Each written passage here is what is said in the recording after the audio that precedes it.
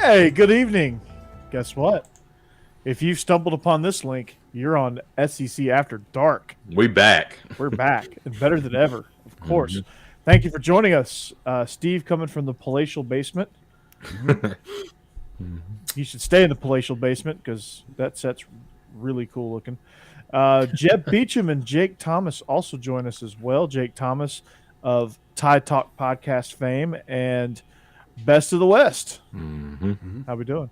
And Steve just doing that locked on thing, man. He's, doing this. Yeah, listen to me Friday whenever we get on the locked on draft coverage. I will be the local team expert. It should be a lot of fun. That'd be Talking about fun. Matt Corral, but they're all set up in the studio in Dallas and everything. It's like blowing my mind that Locked On is doing something like this. But hey, all right, let's do it. It's cool. Yeah, Nice. Can't wait. There you go. Awesome. Yeah, we re-aired our Joe DeLeon episode on Bleav In Dawgs from a couple of weeks ago for this week's show. And we talked a little bit of draft on Beast of the East on Monday, Vinny and I. So I'm amped up for it. Lots of stuff going on right now, which is surprising. We've got some crazy stuff happening in the NCAA, spring ball stuff, which given the draft and some of this other stuff that we want to talk about, may take a back seat, but that's okay. And of course, we're always going to get off the rails, right? Yeah. But before we do any of that, I want to let you guys know that our partners at BetOnline continue to be the number one source for all your betting needs and sports info. You can find all the latest sports developments, including updated odds on the NBA playoffs, fights, and even next season's futures. Don't forget, the MLB is back as well. So who you picking to win the World Series? I'm on the Braves train. Savannah Bananas. Steve is picking the Savannah Bananas. I'm Steve. more of a Carolina Disco Turkeys man myself. No, I'm just kidding. The Bananas are outstanding. I just see the Disco Turkeys. They have a really cool looking hat. So I told them I'd wear it on every episode if they sent me one. By the There you way, some BetOnline odds over under on Alabama players drafted in the first round, 2. Over under on Georgia players drafted in the first round, 3.5. And total SEC drafters drafted in the round 1, over under 10.5. What do you think? I was going to say 32. Yeah. 32. Yes. So Probably take the over on all those. exactly. BetOnline continues to be your number one source for all sports wagering needs, including live betting. So you can live bet the draft tomorrow, probably, and your Vegas casino and poker games. I'm a blackjack guy myself, so super easy to get started. Head to that website today or use your mobile device. Join user promo code Bleav. That's BLEAV. You can receive your 50% welcome bonus. That's 50 on your first deposit. So BetOnline is where the game starts, guys. Where do we start, man? Like, I sent you guys a tweet from Football Scoop about this abolishment of countable coaches. So, like, essentially you could have a mega staff and there's no limits now. There you go, John. Trash Pandas are awesome. Oh, the Trash Pandas. Nice. Mark Emmert stepping down. He's putting his 56-week notice in. Yes. Yeah. That was good. That was good, Steve. I like I'm stepping down, but I'm not going to leave until 2023. Yeah. So just imagine telling your boss, just Jake, walk into your boss's office and be like, boss man, I'm leaving. So you can put your 2 weeks in? No, I'm going to put my 2 years in. Yeah. My 2 years notice. I'm leaving in 2 years. Yeah, I'm retiring, but it's going to be in 35 years. Just wanted to let you know. Yeah, just going to let you Be prepared. Yeah, be prepared. Oh God! So I'm hearing Condoleezza Rice is one of the names to take over for Mark Emmert. So Oh wow! the abolishment of that, yeah, no, right? The abolishment of that rule. What do you think about that? Like, I read that and was like, oh boy, here we go. Yeah. This is a complete abdication of all things the NCAA was originally created for. They're not doing any of that stuff. There's no reason for them to even exist. And I mean, what else can they do? My only thing is they're trying to set this up where all they do is host the NCAA basketball tournament every year.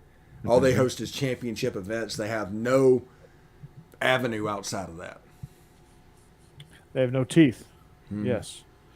And they're trying to make it to where they don't have to have any teeth. So, like, they don't have to have compliance committees enforcing how many coaches are out there. I mean, it's a blurred line anyway, but,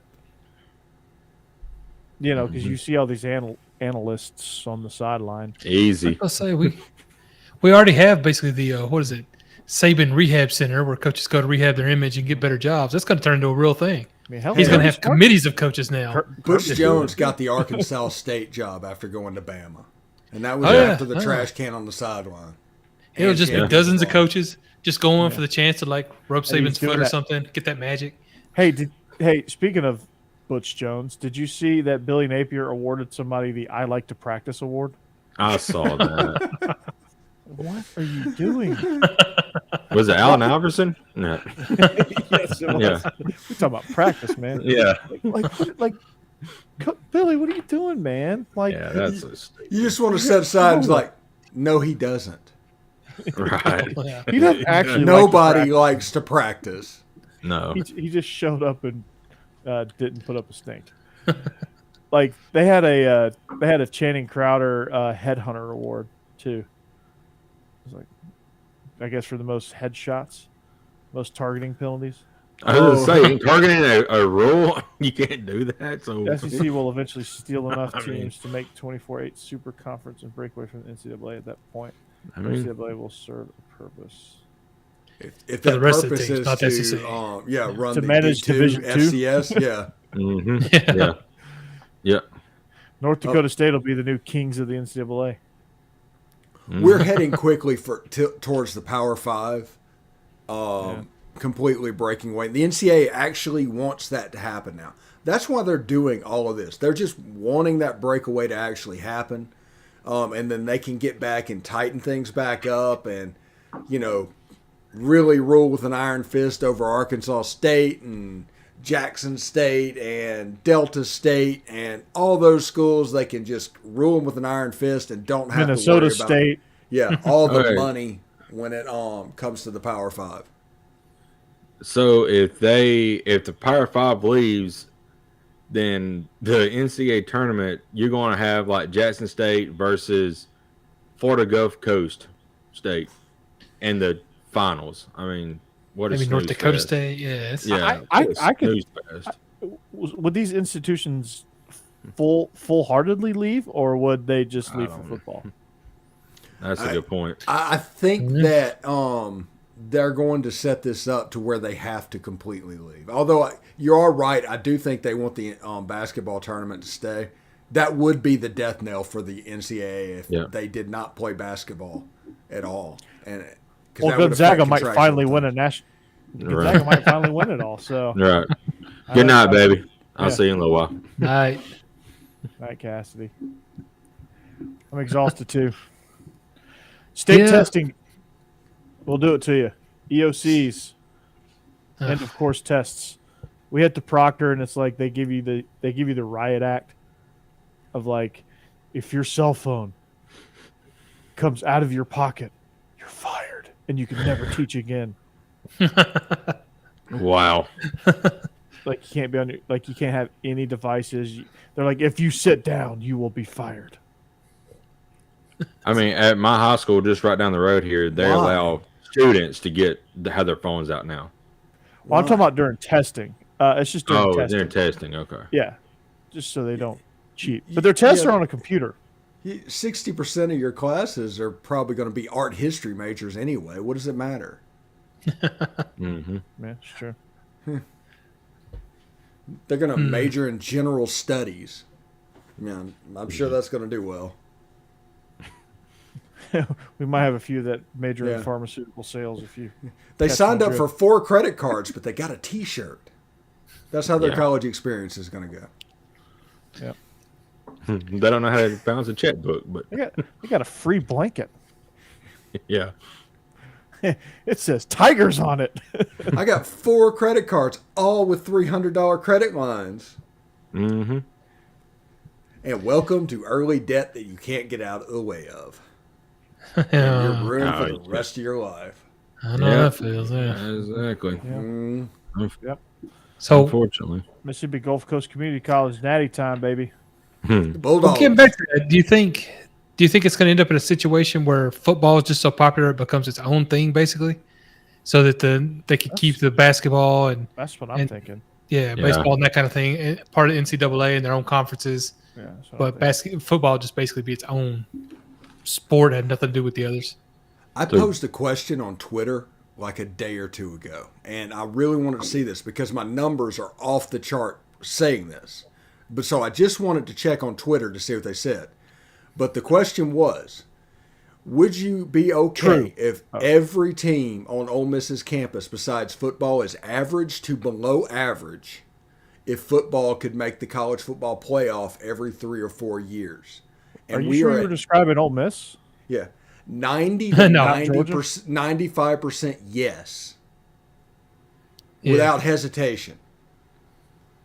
well, football is king down here in the South. Yeah, I was going to say, I think we all feel that way. Nobody cares if the I mean, it sounds so harsh, but nobody cares if the softball team is average.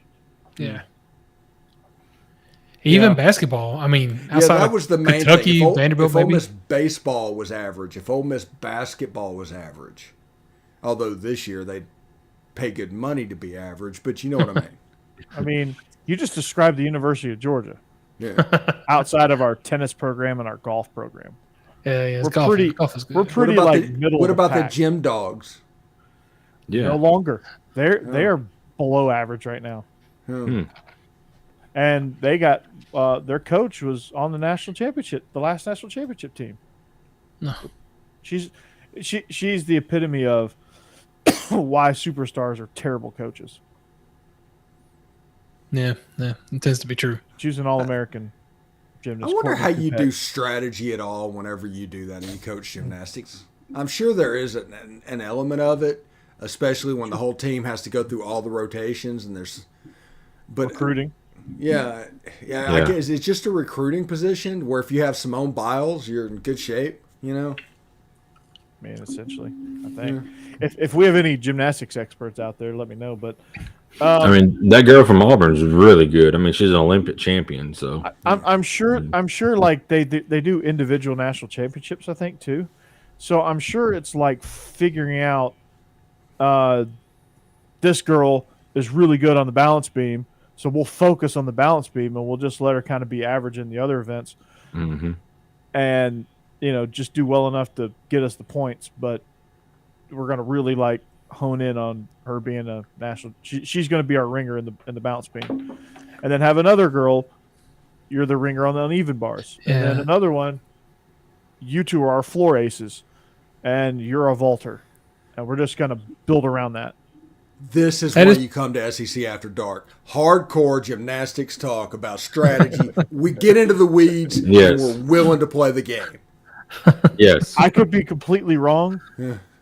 No, they do a lot of that where people going to the Olympics, what their strengths are. Like, she's a great vaulter, so that's why she's there. And some of them will only compete in individual competitions like that, not the all-around. Only a few of them who go actually compete in the all-around. Most of them are going to focus on whatever it is they focus on. Yeah, but apparently Courtney Coupet's at Georgia has not recruited very well. Yeah, if you have gymnastics, why don't they have NCAA figure skating? Hey. Well, it's probably just not enough schools that do it around Leah here. Thomas would dominate that. Well, it's probably like hockey. Oh, We just Lord. don't do that a lot down here, Dominate that. Jake, start the movement. Yeah. I'll pass. She's team banana hammock. Yeah, for sure. She's the Savannah Bananas mascot. Yeah. Oh gosh. That's so wrong.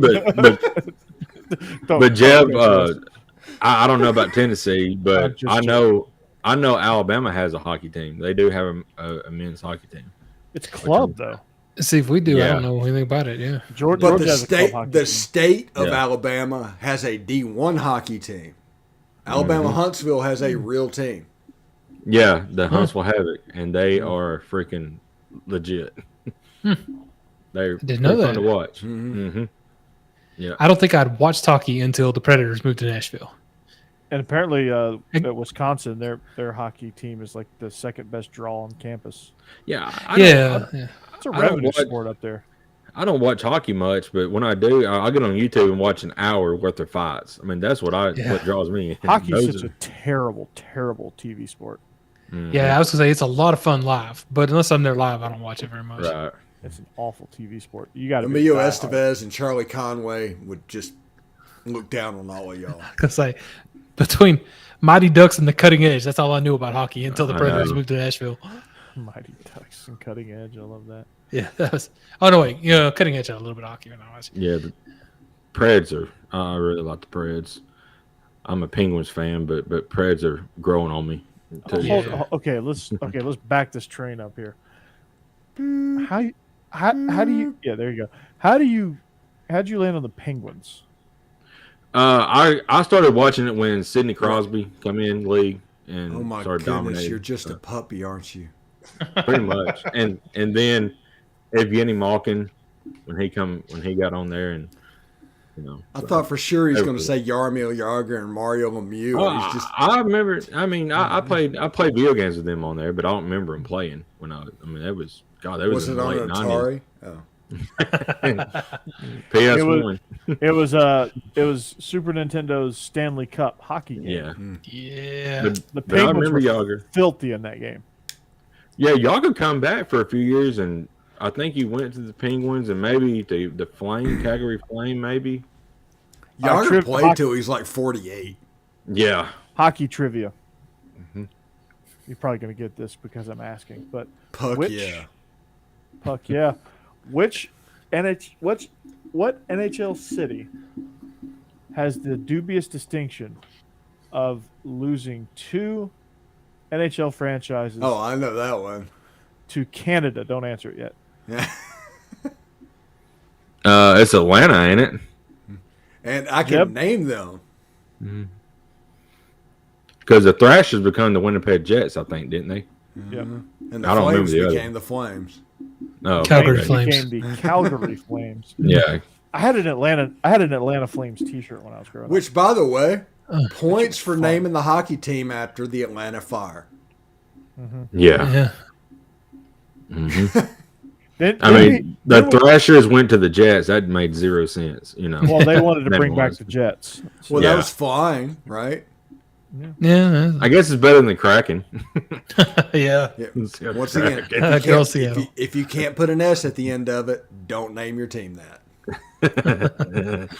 But no, the Flames, the Milwaukee Deer. Milwaukee 8-point Bucks, boy.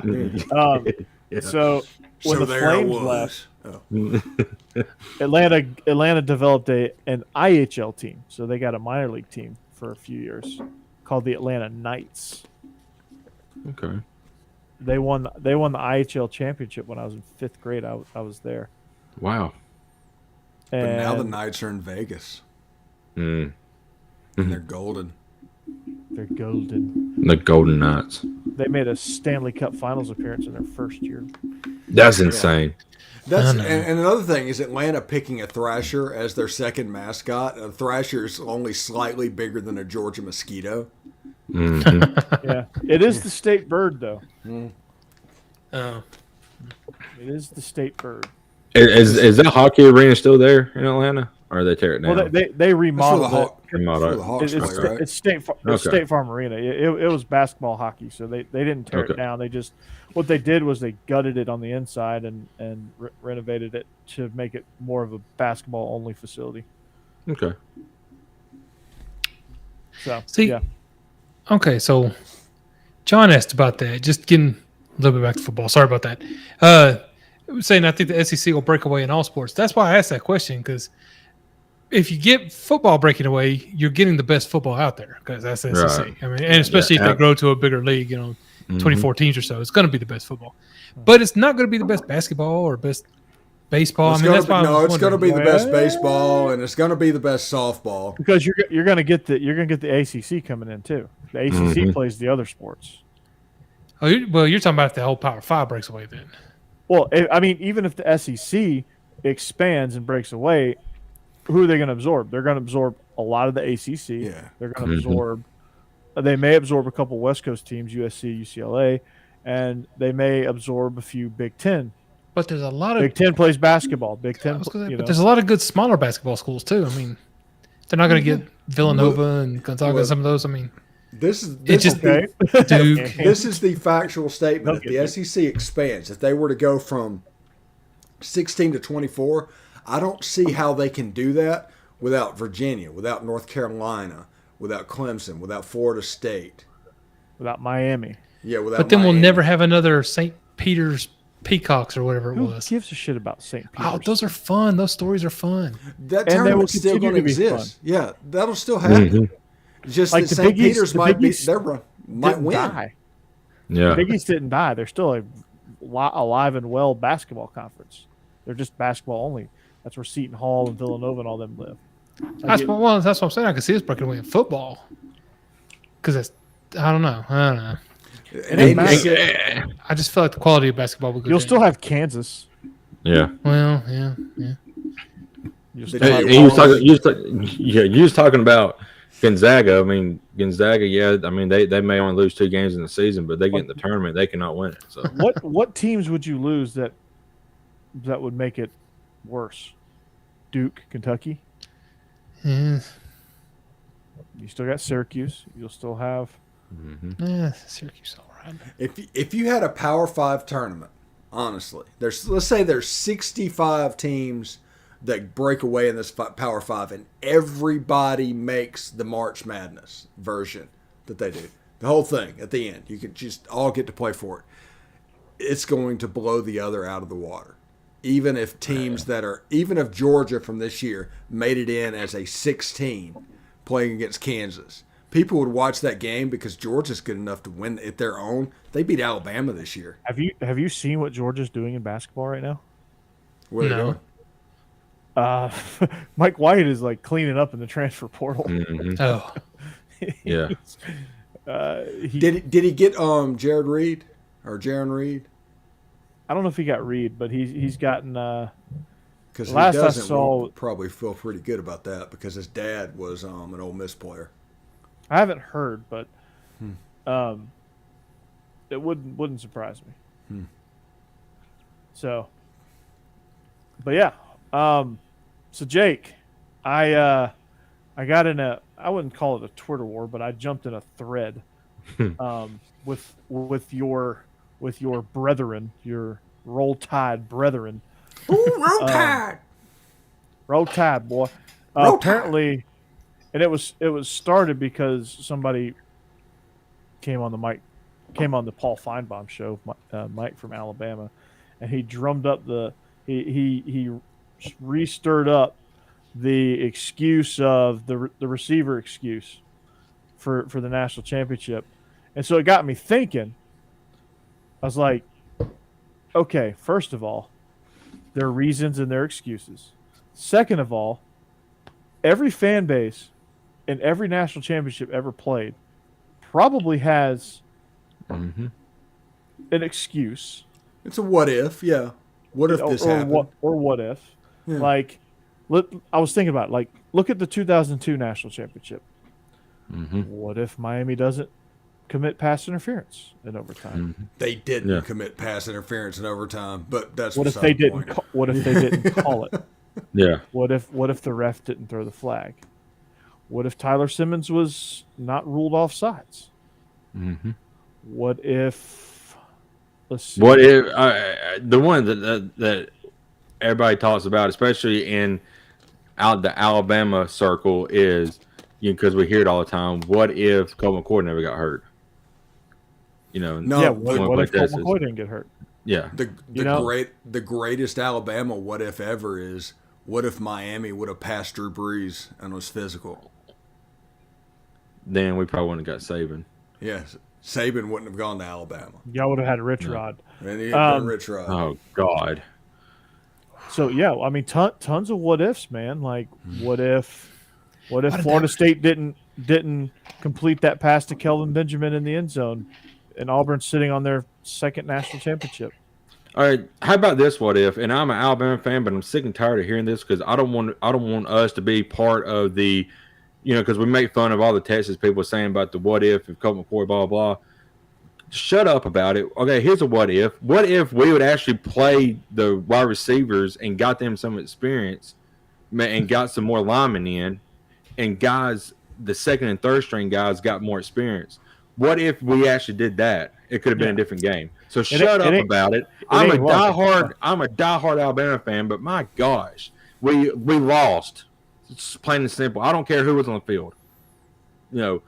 Georgia had a great game plan to shut down Bryce Young, and they executed it, and we didn't.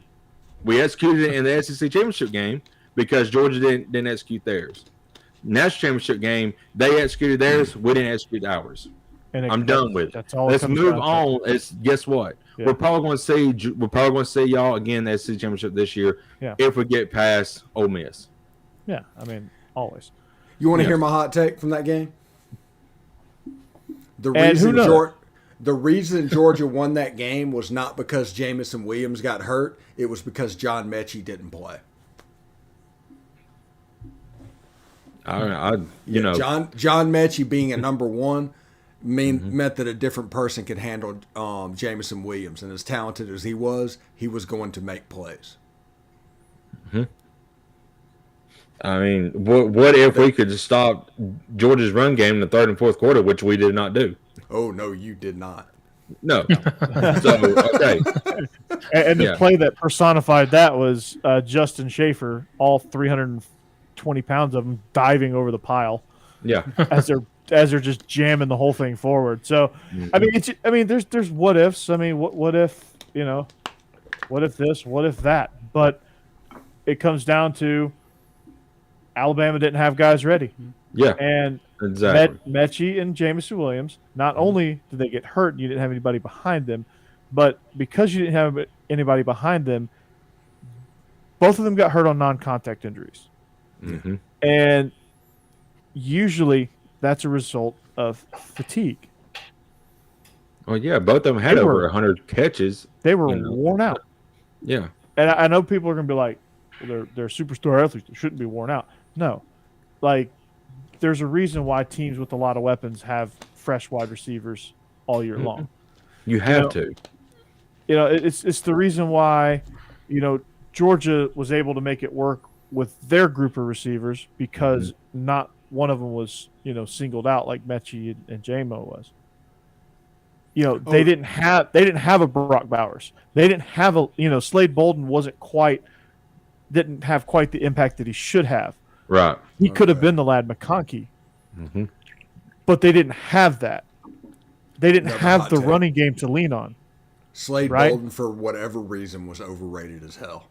I don't know why he was overrated, but he absolutely was. People acted like he was Jalen Waddle, but he was just a dude. He didn't have the speed, but third and 5, and we needed a first down. He was always hovering around that first down line. He's a he was by the stick. Yeah. But that's it. But they didn't Will Letou didn't make an impact at tight end. Slade Bolden overall. Cameron I do not know if Bill O'Brien did this by design, but Alabama's tight ends were not the strength that they have been in the past. No. And he loved tight ends. I don't know what the crap happened. Letou should have been a more of a factor throughout the course of the season. And that's why we're going out and trying to get one of these tight ends out of the pool. And you didn't get much out of the running game. But now you will. Jameer Gibbs comes in. So, Saban's trying to fix it. So, I just thought I was like, we're still using this excuse. It's like, come on, guys. I'm tired of it. 2017. Mm-hmm. Is Georgia going to be the first school to use 4 personnel? Maybe. Might be. Just 4 tight ends and a wide receiver. Let's go. We'll go 4 and 14 personnel. Yeah. No, we got to get Mcintosh and Milton in the game. We might use 23 personnel. What's the deal with Mcintosh? He going to be okay? Yeah, he's fine. He was in a wreck. He was driving too fast. Apparently in Athens they arrest you if you get in a wreck, and they call it reckless driving. Well, it's 20 miles. It's 20 miles over the speed limit he was going. It's 20. It's 20 over. He's going 60 and a 40. Yeah. T-boned another car. Okay. There was an injury, but there was no drugs. He wasn't under the influence. Nothing good happens at 4 a.m. Period. But yeah. But look at how many rugs. He T-boned somebody at 4 a.m. Got arrested. So he'll be fine. Look at Pete Golden. Which one would hurt worse if you missed out? Would it be Kendall Milton or would it be Kenny Mcintosh? Ooh, if one of those players could not play, I would say I'd rather have Milton. Okay. So Mcintosh, if he gets suspended, it's because we have. I mean, Dawan Edwards is another guy that can step in and fill in for a game if we had to.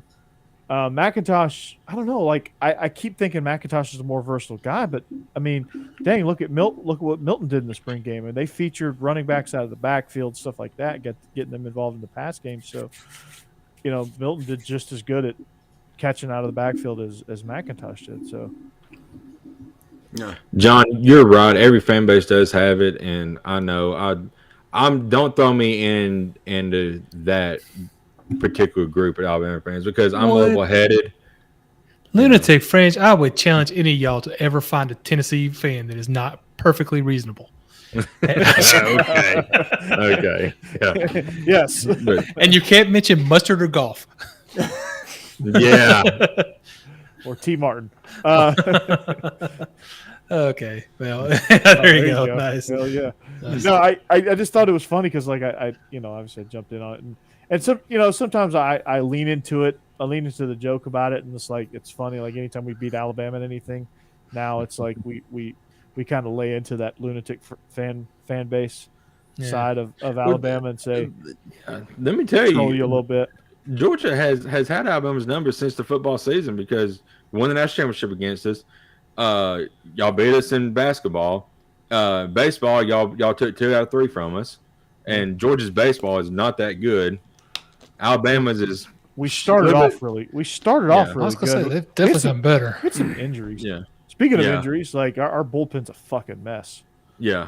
Pardon my French's mustard there, but our bullpen is clean rating. Yeah. Yeah. Go ahead and put the radar on here, Steve. Our bullpen is an absolute disaster. Make sure this is not for kids. Well, they need to hear it anyway. Yeah. They're going to eventually. Yeah. Why not hear it from their 4 favorite uncles on SEC Dark? Yeah.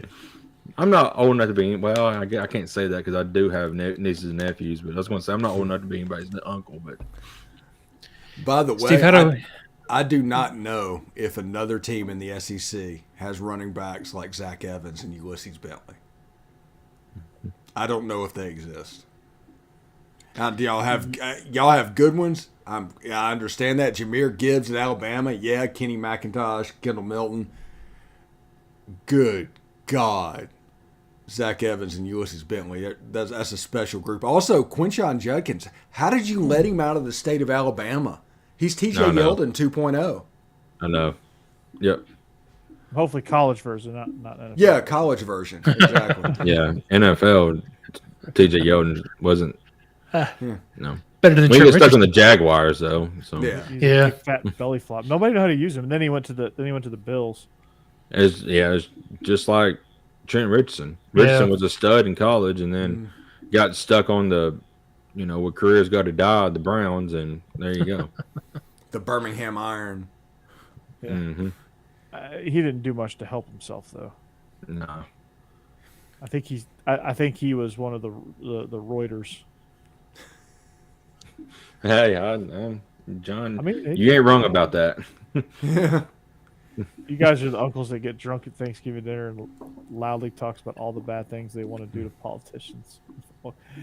I try not to get political if I can help it. Yeah, no. I talk about anything I want to talk about at any given moment without regard for anybody else, and that is my curse. That is my cross to bear. Also, Michael Trigg, special. Oh my goodness! Yeah, I've been hearing a lot of good things about him out of y'all's camp. Oh, my. Mainly from you. So, okay. Post spring, Jackson Dart or Luke Altmeier? I know it's tight. Well, it depends. If Jackson Dart goes into with the gunslinger mentality that he has now, Luke Altmeier is going to be the quarterback against Troy. But if Jackson Dart launched the offense, you looked at the plays and you just see how smooth it looks for him and everything just pops off. He's such a toolsy player. But he just needs to play the position. Did you just call him a tool? Toolsy. Yeah. Toolsy. Extremely Toolish. toolsy player. That's his nickname. Hey, Toolsy. Yeah. Cool. That does sound like a Letterkenny name or something. Yeah. Breaking news. Locked on Ole Miss host Stephen Willis calls Jackson Dart a tool. It's going to be a major headline. You might get some blowback on that, Steve. Hey. You may want to lay low a little bit. Yeah. But in the end against Troy, I think Jackson Dart has about a 60% chance of being the starting quarterback game one. I think Luke Altmeier. Yeah, he's I love Luke talented. Altmeier. He's just super. The talent will take over. He'll learn the offense. Luke Altmeier did exactly what he was supposed to do. He's been so efficient all during spring, but it's all been check downs and get down. So Luke Altmeier actually forced the ball a little bit and went downfield, but it wasn't close to turning the ball over. It just didn't work out for him for whatever reason. But it was there. Jackson Dart was just, as Lane Kiffin said, was trying to win the job on every throw. And that got him into a little bit of trouble. Especially when he have a Michael Trigg and a Zach Evans and a Ulysses Bentley. You don't need to be great. It's like A.J. McCarron could do fine in this offense. Yeah. He could. But he can't run that jet inside zone quarterback keep triple option. Oh, goodness. That is a fantastic play. We're putting that in at Hillwood, by the way. Really? Oh, nice. Yep, it's in the book. That is my favorite play in college football. And the Jake, reverse you know what triple option. And if any coaches are on our schedule that are listening to this would be a great time to tune out. Jake, our inside zone play to the left, you know what we call it? What? Look behind you. Alabama? Yeah, Alabama. That tells our offensive line zone block to your left gap. Okay. What's your right gap? Arizona. Okay. It's our A. Oh, play. I get it. AL and AR. Yeah. I got it. Left. Okay. And Arizona has an I in it also. So and it's Zona. So inside zone to the right. And then Alabama, we just wanted to match it with an AL word. So the first one was Arizona, and then it's like okay. Then we matched it with the left side. So do you call that triple option the Lane Kiffin or the Ole Miss or something like that? No, we tag it jet. So it'd be Alabama jet. So what we do actually is we block Alabama. We run the jet opposite of it. So we run the jet to the right. And so the quarterback will get his eyes on the backside defensive end. And he'll make that read. I spent 3 shows this week talking about why the Ole Miss outside wide receivers are never going to be superstars, and you're always going to be able to say, is there a problem? Just because 90% of the plays are inside the hash mark to the slot receiver, the tight end, or the running back. Just the way it is built, and I honestly think people just don't want to get that. They don't. Because people want to see the long ball. It's like baseball and the home run. People want to see the home run. And if you're not hitting home runs, everybody's wondering what the hell's going on.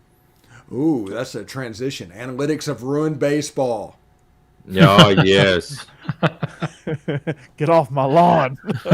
Yes. The 3 outcome hitter has ruined baseball. Yeah. There is no more just hit the damn thing in the gap and run. Yeah, and there would be no Sid Slid in today's baseball. No, it would be Sid Trot. Mm-hmm. Where were you Sid got pinch hit for. Yeah, Sid got pinch hit for by Ryan Klesko. Yeah. Maybe the Pirates win a World Series. I don't know. What if? There's people that argue over and over that strikeouts don't matter. If you go up there and strike out, it doesn't matter. Yes, it does matter. If you don't put the ball in play, there's a chance you didn't move a runner over, and you're going to put a big fat 0 in that inning when you could have been 1 or 2. You had a runner on first with no outs, and 3 people struck out, and he didn't score. Yeah. Guess what? It drives me absolutely crazy. Guess what? Strikeouts did matter. Because if you put the ball in play, guess what could happen? It can go in any one of the 10 gaps that are created by positioning of fielders. Or if you hit it hard enough, it might get bobbled. So might get bobbled. It might just squeak through a, who knows? Yeah. A Texas leaguer or a duck snort or something like that. Those all got named for a reason. It's because somebody hit the ball. Just put the bat on the ball and good things happen. Or a fly ball that gets caught in the lights. Yeah. I've seen that happen. Anything that happens a lot.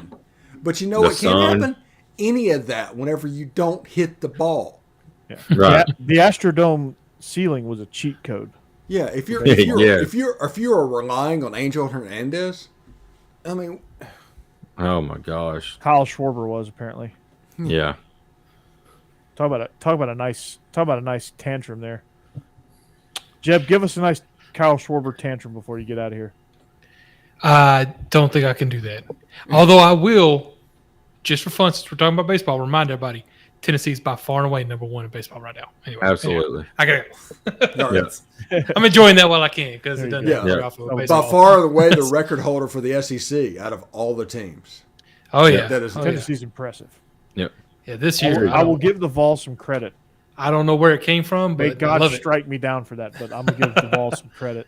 I don't blame you. Wait, we're not religious on this show, so so I'm not worried. No.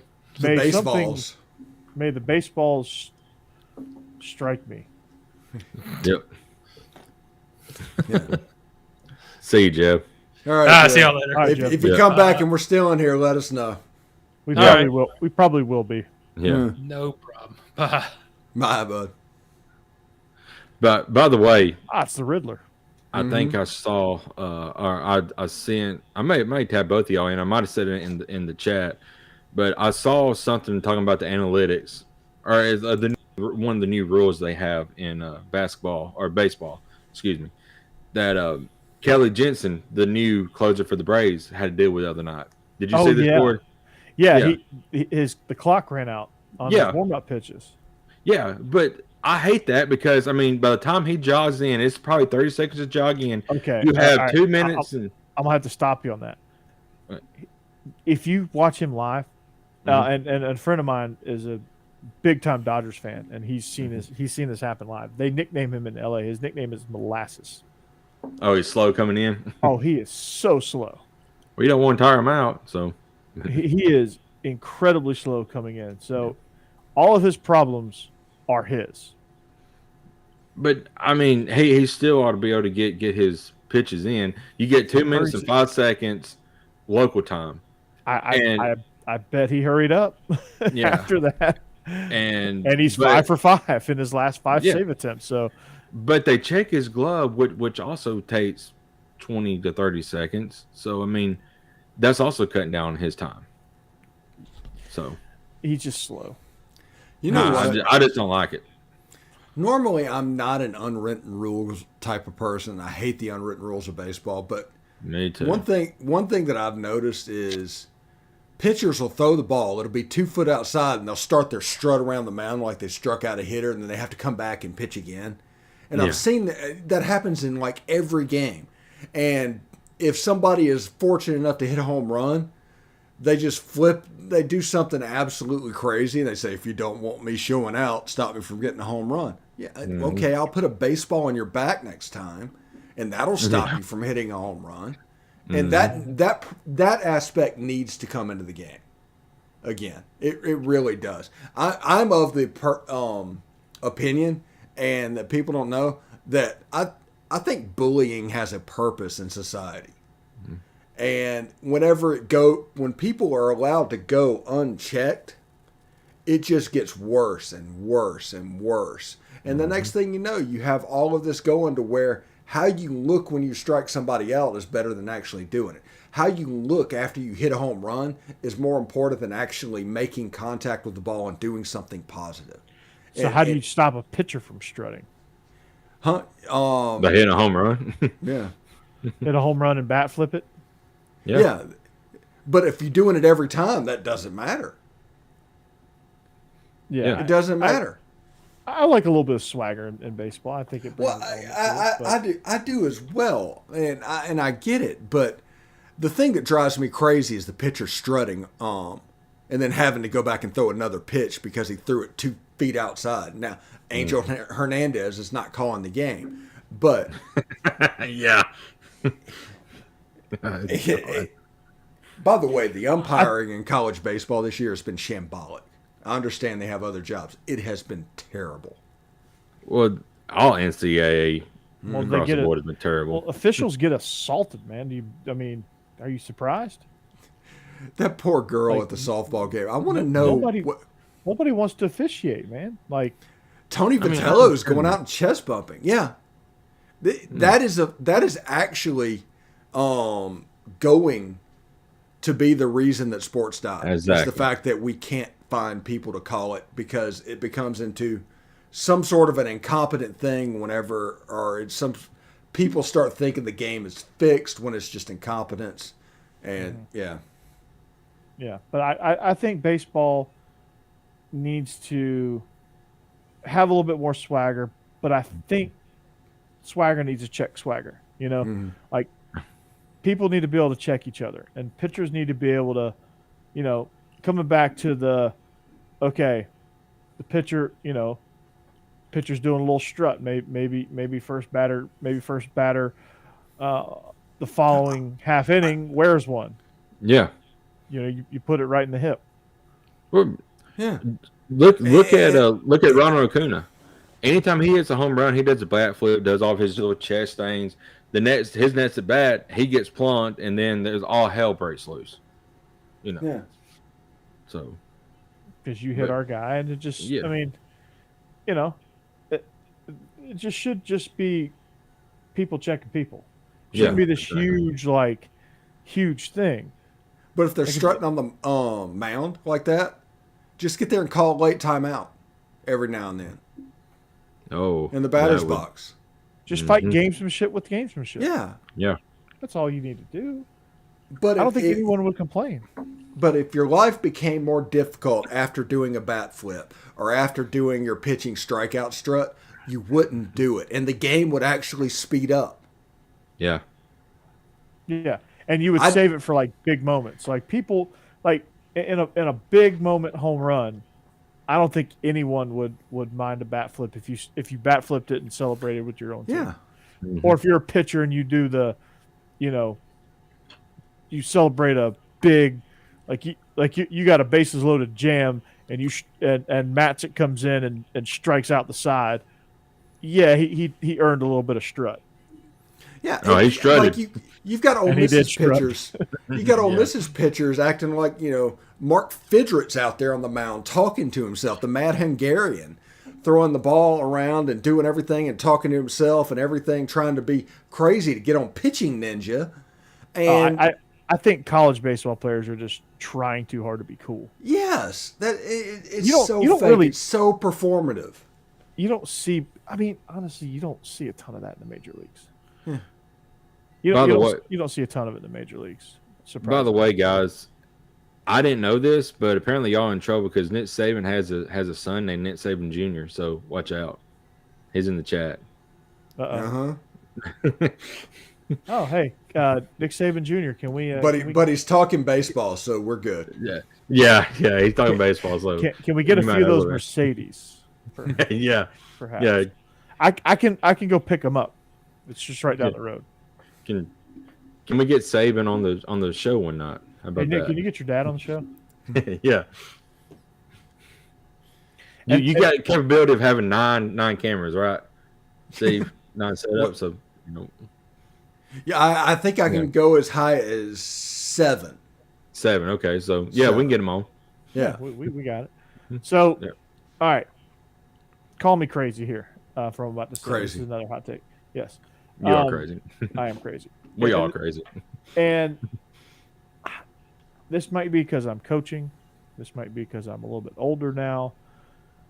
But, like, I don't hate teams as passionately as I used to. I don't like, everyone's like, I hate Nick Saban. They treat him like he's the Bill Belichick of college football, where everybody, like, he's the one that everybody's supposed to hate. I don't hate him. I don't really hate Billy Napier. I think it's hilarious that he's doing all this Butch Jones stuff, but I don't hate any of the coaches. There's a fine line between respect and hate, I guess. I respect them all. Yeah. Yeah. There's a adage in college football fandom, and having to hate the other team is a part of it. But also, It's like he who suffers most is a better fan than somebody that doesn't suffer. But I'm the type person that on my teams, all I care about is Ole Miss. I'll talk about them, and I'll look at other teams and going on. Mississippi State, I'm supposed to hate them. I don't. They just don't affect me whatsoever. All I care about really is my team. Anymore. Yeah. And I think it was working in that building. Now, I'm sure it's probably different in the person from Satarsha, Mississippi, or Kosciuszko, Mississippi, to where an Ole Miss fan comes in and has to see a State fan on a daily basis, and they go back and forth. But that's never been me. But it's still just like, unless the person's just a total goon, it's usually just fun, friendly trash talk. I'll say this. I respect that. And if it's just a goon, I'll just hate the person, not necessarily the team. People don't trash talk me because I don't participate. Right. I mean, it doesn't affect me whatsoever. Any reaction they're trying to get doesn't exist. If you look on my Twitter, I went through a whole football season and got like 1 or 2 trash talk messages, and those are people that just happened to find it because they were scrolling trying to find a comment like that. It wasn't somebody that I am used to seeing whatsoever. Right. Yeah, it just is what it is, but whatever. And I respect the hell out of Brian Harsin for going back into being the coach at Auburn after what they tried to do to him. So, I mean, I respect the hell out of him. Jim Harbaugh is just a weird dude. I don't hate Jim Harbaugh. He's just a weird cat. Yeah, he's. You know who Jim Harbaugh reminds me of? Do you remember do you know the brothers on Always Sunny in Philadelphia? Oh yeah. Yeah, it's like the warm milk ones. He would fit in that family. He'd be like the successful member of that family. Yeah.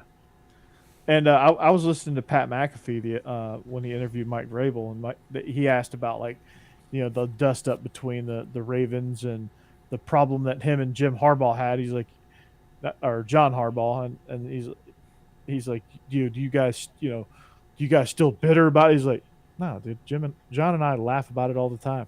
It's like, I wasn't gonna do anything then. I'm not gonna It's like, come on. It happens. He goes for the rest of time, the visiting team in Baltimore is going to get booed. It's going to happen. Yeah. As a society, people are going to have to. You can't like anything without hating something else. Yes. It's all white hat and black hat situations. You're the good guy. They're the evil guy. And that's not the case. Basically what it is you're trying to do the best you can wearing this hat, and it doesn't matter who's on the other side because they're not standing in your way. It's all up to you to do what needs to be done. Don't copy what they're doing. Don't make fun of what they're doing. Just do you, but do it really well to where you win games. That's the secret to college sports right there. Secret to anything. Do you as well as you can do, and don't worry about anybody else. Yep. Like, I mean, John, in the grand scheme of things, yeah. John, I don't, he might not get another Power 5 job. He may be clinging to the Auburn buyout. But if Auburn does give him that buyout after this year, because they're probably going to win 4 or 5 games, if that, and they give that to him, that's going to set Auburn football back for 10 to 15 years probably. Harsin absolutely could get another Power 5 job. I think he could too. I don't think he's young enough. Yes, Stanford big room. Stanford would be, he's a West Coast guy. Yes. And who cares? He might get a G5 job, but I mean, those are paying $1 million a year now. So I mean, exactly, he made great money playing at, coaching at Colorado State. Mm-hmm. He might go back to Boise when Avalos gets a Pac-12 job. I mean, Colorado State hired a guy who was laying naked on a shark. So there you go. Much respect for humping a shark. Yeah. Yeah. Talk about respect. You hump Jaws, man. Oh my gosh. You're in my book. That is forever just in my mind. So what's our ruling on PJ Fleck? I like PJ. I do too. He's fun. He's really good for where he is. He would not work at Texas or Alabama or Florida or even LSU. But at a Minnesota type school, even if for some reason down the road an Ole Miss type of school, a Mississippi State type of school, yes, he would do the job and do it quite well. Yeah, I don't think he'd work in the South. Well, we'll see. I think what has happened is every time that they say that, it ends up backfiring. I remember they said that same thing about Nick Saban. Yeah. And that turned out all right. Well, Brian Kelly at LSU is going to win games. It's not a Rubik's Cube that they can't figure out or anything like that. You can build your staff with Southern recruiters. And now that everybody's recruiting national anyway, it's even less important where you're from. I don't know that PJ Fleck, unless there's truckloads of money being thrown at him, which I don't see that. Oh, I don't think he would leave either. I think he has a good gig, and he's exactly where he wants to be. He has Minnesota win 8-9 games a year. I mean, he's about being statue status there. Yeah, and we'll see if the PJ Fleck style works in the SEC because Billy Napier's doing it in Florida. Yeah, so, that's true. You think about the conference here in a few years once Texas Oklahoma comes in, and you pretty much probably going to have Alabama Auburn move to the east. You're going on the west side. You're going to have Ole Miss and LSU fighting for that top spot. Pretty much. Don't forget about Oklahoma. I mean, and Oklahoma and Texas for those 4 teams are going to dominate. You're going to have Alabama, Georgia fighting for the top spot. Tennessee will be right there.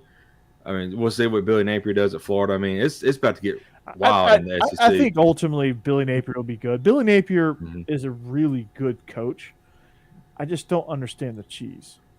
I think he has to do the cheese because that's what Florida alumni demand. Because Dan Mullen did that same shit. Yeah. But Dan Mullen got ran out of town doing that shit. Yeah, but they loved it. He was exactly what they wanted until he wasn't. And that's he wasn't winning games. Yeah. Freaking goober, man. God. But if you think, have you thought about this? Like they're probably gonna move Missouri to the west. Yeah. Texas, Oklahoma's over there. A&M, Arkansas, and then you have Ole Miss State and LSU. Those are the 3 charter members of the SEC that's just been separated. Other than South Carolina, the other side is all old school SEC stuff, like pretty 1986 Lars Tate SEC. Nice reference there. Yeah, and it's interesting to see that we're just kind of like just drifting towards the Southwest Conference Big 12, Big 8. Yeah. Mm-hmm. Yeah. I mean, I think you're right. But, I mean, just think of the coaching star power that's in our conference and that will be in our conference. Venables. Mm-hmm. I think Sark will have a great year, too. People say that he won't, but he will. I think you will, too. People love to bag on Texas, but I think he's going to be really good year, too. You're going to have... Hope he loses week 2, though. Yes. Brian Kelly. Mm-hmm. And as much fun as we want to poke at him, he's a really good coach. Yeah. Lane. Even as much shit as we give Leach. Yeah. He finished last, and he had a last place roster. Yeah. But he didn't finish last. I I know that's a moral victory, but Sam Pittman. I mean, like you said, coaching star power is crazy. Then you have on the other side, your hole obviously is Brian Harsin, and your hole is Eli Drinkwitz. We don't know. Well, I think Missouri's going to the West, so that's a hole. So that'd be on both sides. Both sides. So, both sides. So there's your holes on both sides. Not counting Clark Lee. Vanderbilt's an outlier. They're just a nebulous. Right. They're just way out left field, man. They're here for the other sports, so they don't count. But you look at the star power in the East. Some guy named Nick Saban, Kirby, Napier, Heupel, Stoops, Beamer. Beamer's going to have I think Beamer's going to have a good year. They won 7 games his first year. Won a bowl game. They weren't supposed to win 3 games. Right. They won a bowl game. They beat Sam Howell. They beat Mac Brown. If Billy Napier doesn't sit down with Anthony Richardson and says a backflip on Friday night before an SEC game at South Carolina is dumbass. Don't do that shit. Yeah. And John, I would listen to that podcast daily if he did. Once he retires from college, coaching football. Yeah. Yeah. He would do the warfare tactics podcast. Yeah, he's got that class that he teaches. That he's going to teach at Mississippi State. Yeah. Yeah. That he taught at Washington State. Yeah, if it wasn't $2,000 an hour or something like that.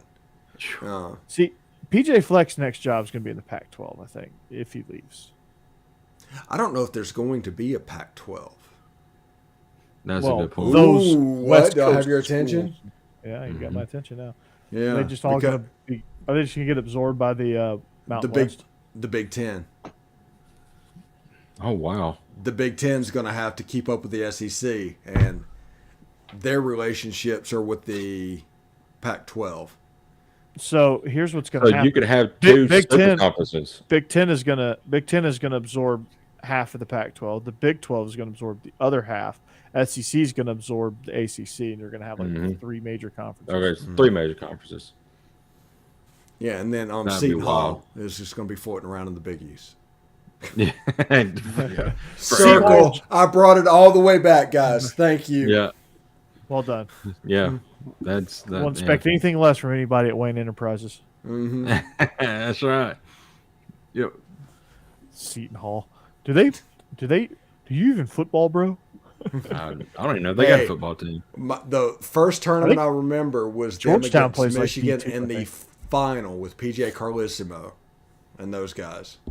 Yeah. That's the first NCAA tournament that I remember. Wow. I mean, even as bad as they are, UConn has a football team. They do? So they have the the conflict trophy or something like that. Is it? Yeah, something like that. Do you know who the coach at UConn is currently? Playoff son. I don't. Playoff. Jim Moore. Yeah, Jim Moore Jr. His son. Oh, okay. Yeah. Playoffs? You kidding me? Yeah. Playoffs? Yeah, He's slowly failing down. What started the Seahawks or the Falcons? Which one was he first? It's Falcons. He went Falcons first. Seahawks. Yeah, started with the Falcons and is just slowly failing himself down. He's like maple syrup going down like a string. He should have just stayed on TV. Yeah. Next year he'll be like the coach at North Dakota. No, I don't know if he can get the North Dakota State job. No, that's too prestigious for him. No, he ain't getting that job. The incarnate word head coach next. They were a playoff team, so maybe not. Yeah. They were an FCS playoff team. Austin P. How about Austin P? And everybody chanting, "Let's go P." Let's go P. I actually like what's his name? Scotty something. The head coach there. Scotty Walden. Yeah. Like 30 years old. Yeah, he came to Ole Miss, went jet fast, and actually just put it all out there. And those guys played to compete. And I just liked what I saw. Now Ole Miss won the game like 54-10. Well, wasn't he with Fritz at Tulane and then briefly went to the Mustard Buzzards and then to Austin P? He might have been. I do know that he was at. He went to Austin P from the Mustard Buzzards. I was gonna say he did a little puddle jumping, I think. Like Tulane to Southern Miss to Austin P all within like 18 months or something like that. Well, you got Mark Hudspeth, who was at North Alabama and worked his way all the way up to Louisiana Lafayette, and then worked his way down to Austin P, and now I think he's at a Mobile high school. Yeah. Yeah. Guy's kind of a scuzz bucket. Oh yeah. Oh yeah. He's Jackie Sherrill to the core. Speaking and what's crazy is seeing Mike Riley as a head coach after he failed so miserably at Nebraska. Yes, seriously, and the Chargers. I don't know. I think there's one place he didn't fail miserably, and that was the Oregon State Beavers. Can you fail there? Well, he was the first one that won because they were pretty consistently a 2-win program before he got there. They had no expectations. Yeah. So he had nothing to like judge him. The head coach now was his quarterback, Jonathan Smith. Mm-hmm. Yeah, I like him. He's good. Is he the one at Oregon State now? Mm-hmm. Yes. Yeah, he's changed that program around. I mean, they're still not winning a whole bunch, but I mean, they won like 6 games. Yeah, they won like 6, 7 games. They went to a bowl game. Yeah. They blew up Reeser Stadium. Yeah, they did. So they can do some renovations. Yeah. There you go. Finally got enough money to do it. Mm-hmm. Steve, you remember we were at Rivals and we had to do the college football games like we did March Madness, like we do the highlights, you know? Yeah. And you decided to stay. You decided to hang out because I drew the USC Oregon State Thursday night game. Okay. And I'm thinking, okay, this will just this will be easy, blowout. No, freaking USC went down, and I'm talking like we were up till like 1 doing. What everybody needs to know, we had the ability to do highlights for the games, but we only had the ability to do like 1 minute or 90 seconds or some minuscule amount. So the one thing that you didn't want is an exciting upset, because you end up with your highlights are like the play with 7 seconds left, the next play with 2 seconds left, and then the coach's reaction, and that was pretty much all the time you had. And you couldn't really tell the story of winning the game. I think I do remember that. Yeah, it was just, I was just like, I just threw my hands up. I was like, oh, we're going to be here a while. And then I had the Yahoo Sports Minute right after that. So you pretty much only got one highlight of the first half in, like a 2-3 second clip. And then the rest is pretty much second half stuff. Into the game stuff. Yeah, in the game stuff. You put in an establisher to know who was winning going into the end of the game. So, and then at the end of the game, you put the last play, the next to last play, the last play, and then the reaction, and you're out. And that's all you did. You would stay at work for 4 or 5 hours to do that. Dadgum. Or you'd come in on a Saturday. Yeah. To do that. Or like there was multiple good games, all of us would come in and do a game. Like Shannon Terry firing half the people and laying them off on email. Yeah. By just bad? Not including them on the email, and everybody's like, I'm not on here. And it got bad. Oh, yeah. Yeah. Hope John's okay. I hadn't talked to him in a while. Yeah, that was a tough way to go out. Yeah. But it got you to eat Thai food. You ate Thai food that day. Yeah. That stuff was nasty. Shouldn't say it's tiny good. I never had it. No. Curry is good. Tastes like peanut butter. Well, what's wrong with peanut butter? Well, whenever you put it on things like a pizza or something like that, it's a problem. Well, it's curry on rice. Hey, we used to have a burger shop a couple of miles from here that they used to make. Yeah, well, besides that, they actually made peanut butter and jelly burgers. What? Jesus Christ, that's the most Alabama thing I've heard in a week. It was amazing. Oh my goodness. Yeah. It was awesome. My stomach just turned a little bit. Oh man, don't knock it till you try it. All right, so before we get out of here, we got to talk about your topic that you want to talk about. 30 for 30. Yeah. Which topic? Oh, the best 30 for 30 that will never be made from your school. Yeah. Yeah. Okay. So Jake, take it away. You're first. Actually, I've got two. Talk about my high school. We are a small 2A school, but we do these Morgan County tournaments. We play Hartselle a lot. Hartselle's a 6A school. When they're in the tournament, we play them because they're in the Morgan County tournament. For some reason, peanut butter and jelly burgers are more Alabama than fighting in the front line. That's right. It's amazing. But oh god, we went to three overtimes with the Morgan County tournament and beat them in 3 overtimes. I was there at that game. It was crazy. I mean, a small 2A school going up against 6A school, it should have been a blowout, but somehow we stuck in it and won, and we won the tournament that night. The other thing was it was just an aside moment, but we was playing. I forgot who was playing because I was like small when this happened, but we actually had a player. It was right before halftime, and we was down. We was trying to score before halftime.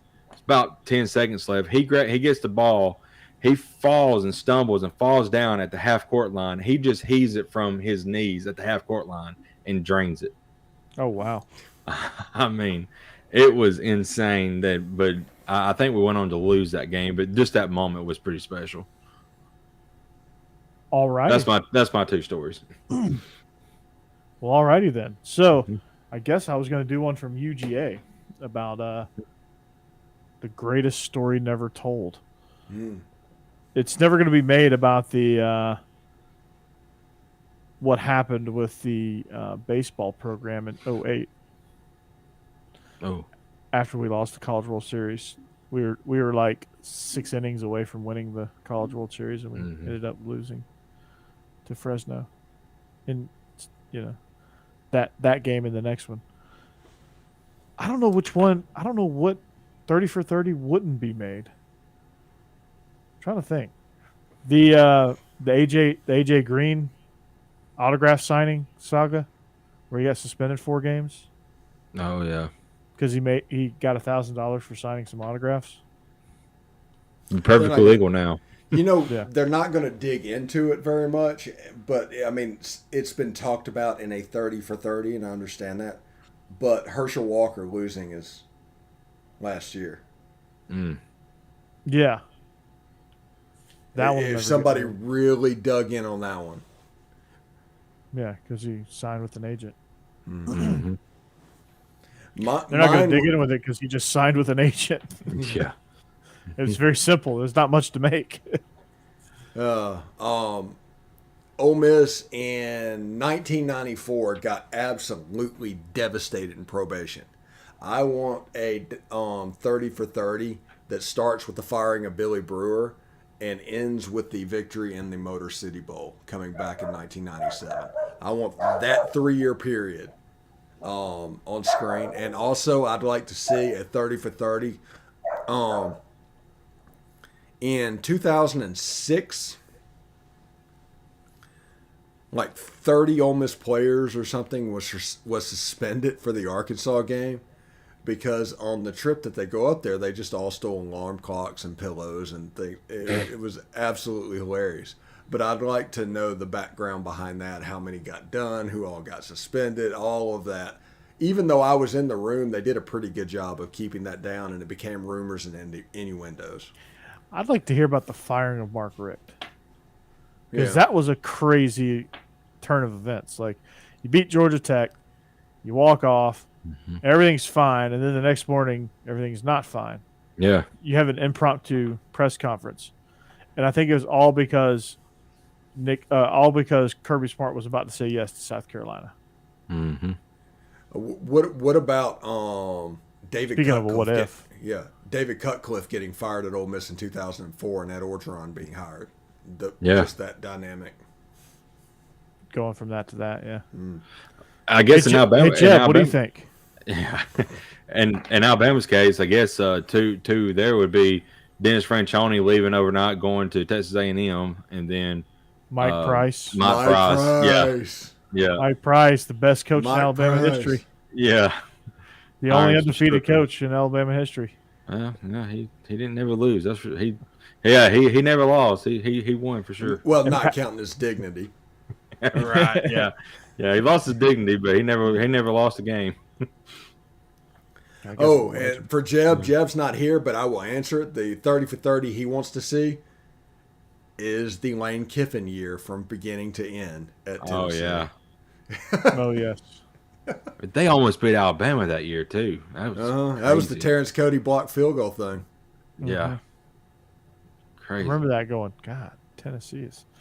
Let's see. That would be a fantastic 30 for 30, John. Mm-hmm. That would be great. Oh God. I'd also like to see a 30 for 30 on the 1958, 1959, and 1960 Ole Miss and LSU games. I would like to see that because I think LSU won the national title in 58. Potentially the greatest team of all time was Ole Miss in 59.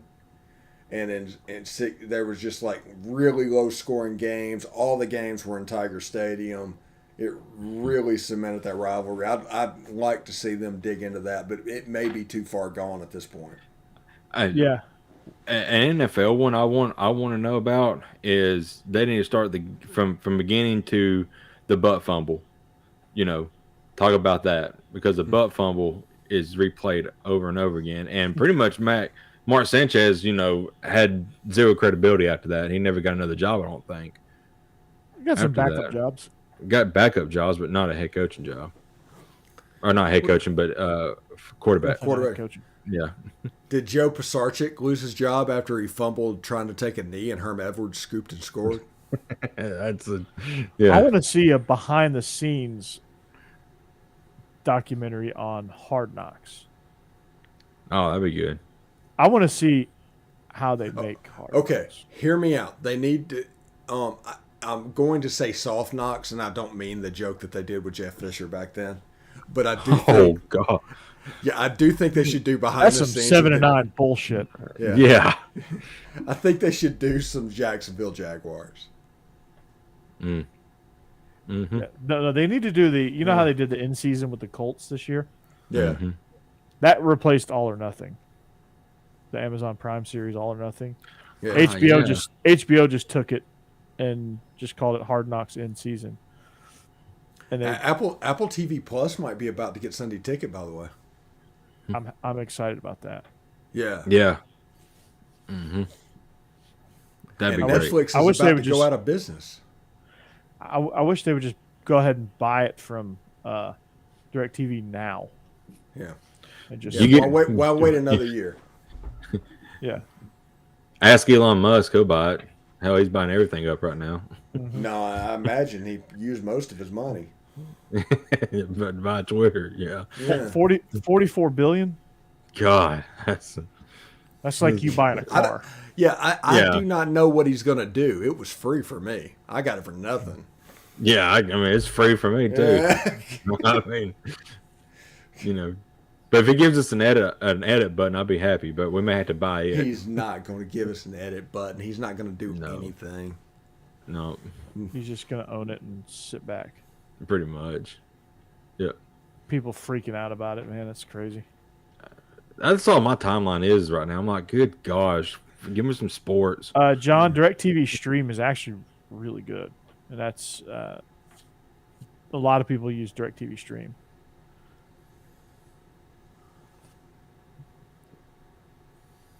I just use a Fire Stick. You're a Fire Stick.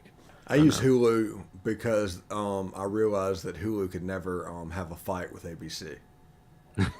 And that means that no sports, ESPN is never going to be affected, or ABC or anything like that. So I can count on the Disney channels popping up on Hulu all the time because Disney owns Hulu. So, yeah. That's right. Hey, Steve, I'll give you my Netflix password if you give me your Hulu password.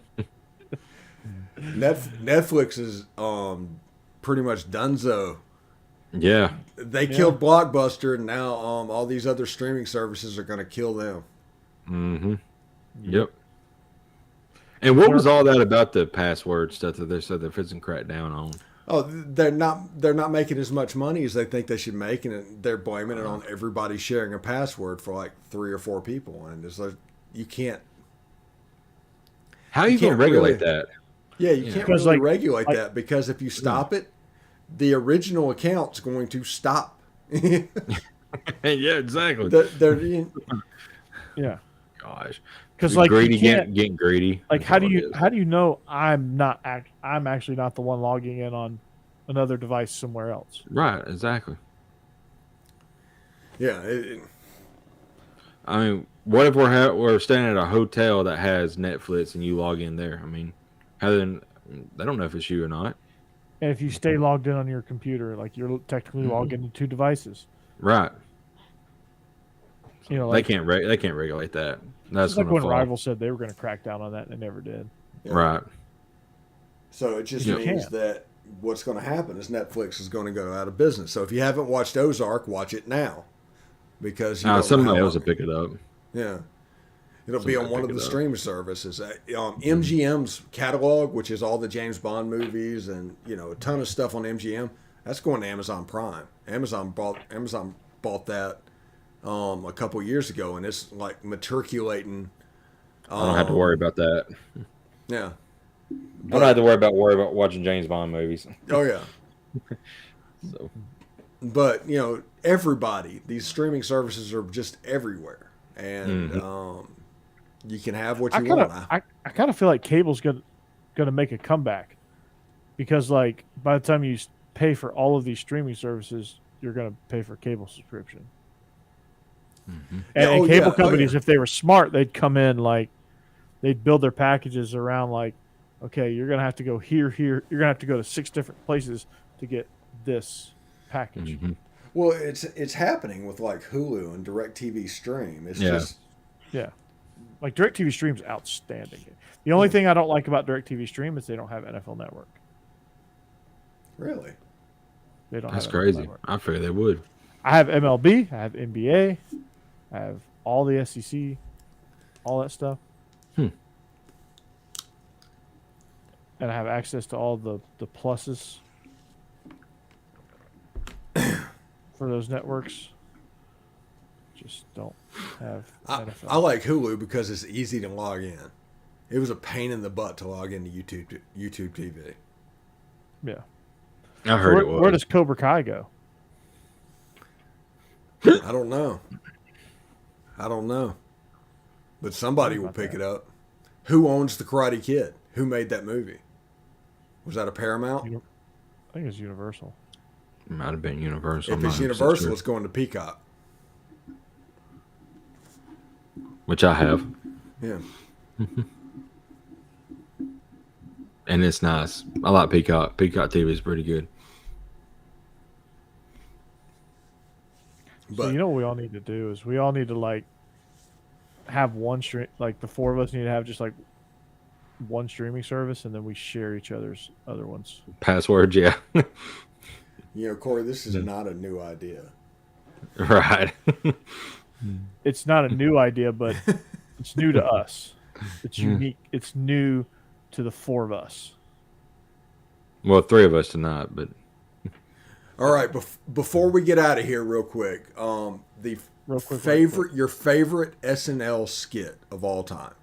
Oh man, y'all gonna have to go first on this one because I've got a long list of honorable mentions. And I will give you Jeb's. I'll go first.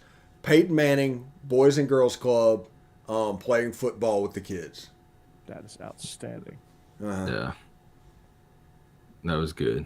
That was outstanding.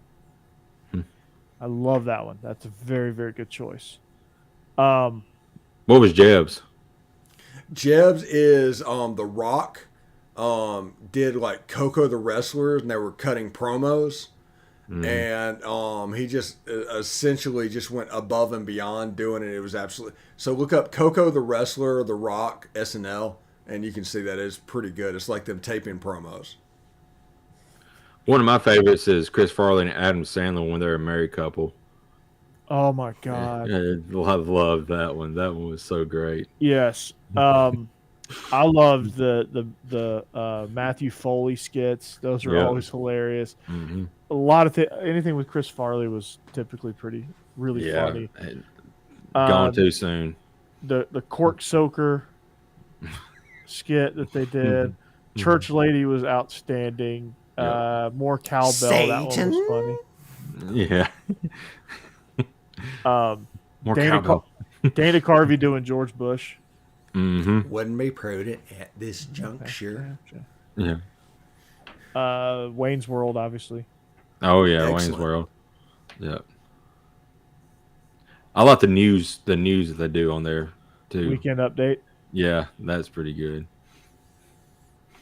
Yeah, I really liked the Dennis MacGruber Miller version. MacGruber was great. MacGruber was awesome.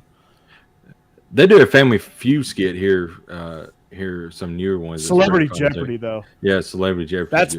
That's if I had to pick a favorite, that was my all-time favorite. I'll take the Penis Mightier. Yeah. The pen is mightier. Yeah. I'll take the rapist for 500 Trebek. That's therapist. Yeah. Yeah. The rapist. Yeah.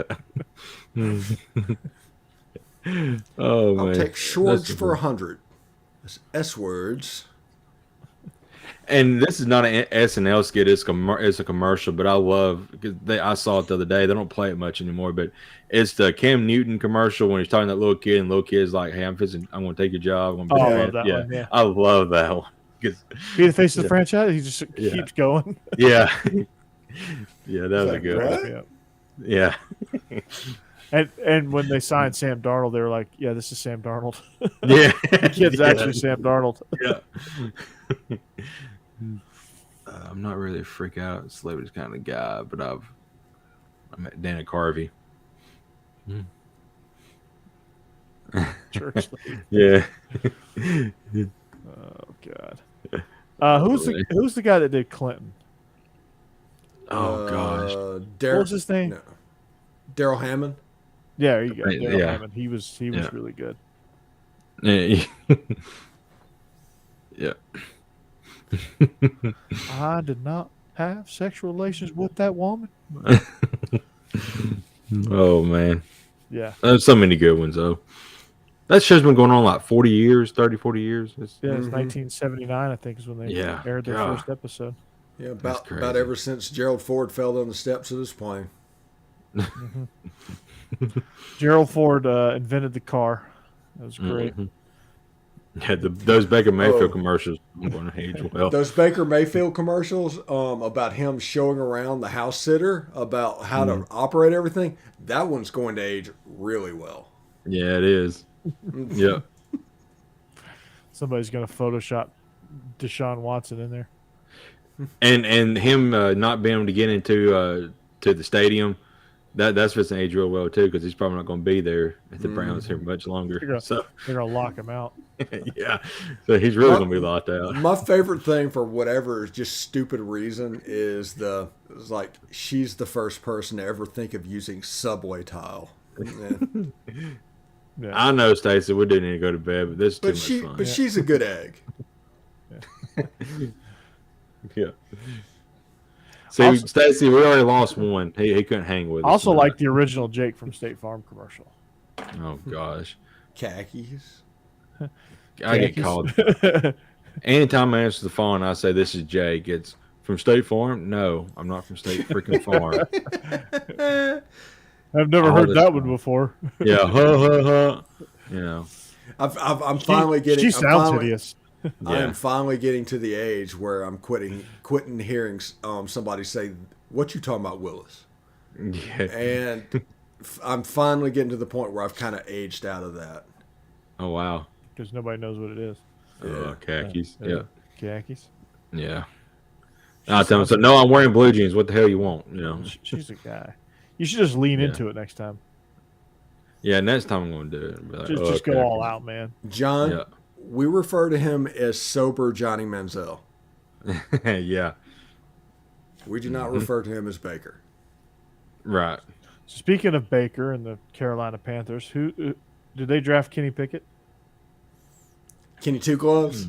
Yeah. Burger King hands Pickett? That's a good question. You remember that commercial? He's like that lawyer from Always Sunny in Philadelphia. The tiny hands. These are my real hands. Do you guys remember the Burger King commercial though, where the guy has like the really miniature hands because they're like saying the burger's so big it makes your hands look small. Mm-hmm. I don't know. That one doesn't ring a bell for me. Do you even TV, bro? Yeah, not much. Burger King. I think it was Burger King. You don't get reception. Carl's Jr. They used to do all them Paris Hilton and what's that other Courtney Stodden or something. Do them commercials where they're just like, it was like wow, like they was trying to sell the burgers. Well, they're in like the skimpiest bikini ever. And they're eating, and the ketchup's dripping all over their cleavage. Yeah. Hardee's had some research. Hold on, I'll be right back. Yeah. Hardee's has the best commercial of all time for fast food, and it is just a pregnant woman in a waiting room eating a burger, and she's obviously enjoyed it. And in the background, they're saying, "Enjoy this because you're going to be eating at McDonald's for the next 12 years." I did see that. Yes. Mm-hmm. Yes. That's so good. So good. Huh? No, the team formerly known as the football team, formerly known as the Redskins. Yeah, they're like two princes ago, man. Yeah, they are. The prince is. Yeah. Yeah. All right, Corey, get us out of here. Yeah, we're on overtime tonight. Like a man trying to find Peachtree Street in Atlanta. We are lost. We make all kind of wrong turns. Yeah, it did say off the rails. I mean, we did for an hour. We didn't lie. Yeah, it was like me getting lost in New Orleans trying to get back on I-10. I found my way in and out of the hood. So, we are SEC After Dark. We hope you enjoyed our show. We hope you enjoy the draft. Steve is going to be on his draft coverage on Friday with Locked On, so I'm pretty excited about that. Apparently with Bleav, there's going to be an opportunity. I may jump on it to join in on some draft coverage with Are You Serious Sports and good point, Stace. Bleav in South Carolina host. They're getting together and doing a draft live stream, and so I may jump in on that. So be on the lookout for that. Also, we will talk draft day reactions, and obviously we're always off the rails. So next week when we come back, we'll talk a little bit about that. Close in on some baseball and just have our normal fun. So for Steve, for Jake, and the ghost of Jeb Beechum, we wish you a great rest of your week, an even better weekend. We'll see you back here next week, better than ever. So long. See you later. Goodbye. Go Dogs. Roll Tide. And I do not work for State Farm. I didn't work for State Farm. Roll Tide. Khakis. Go check them burgers out. He was a virgin since he was 28. Roll Tide. Woohoo.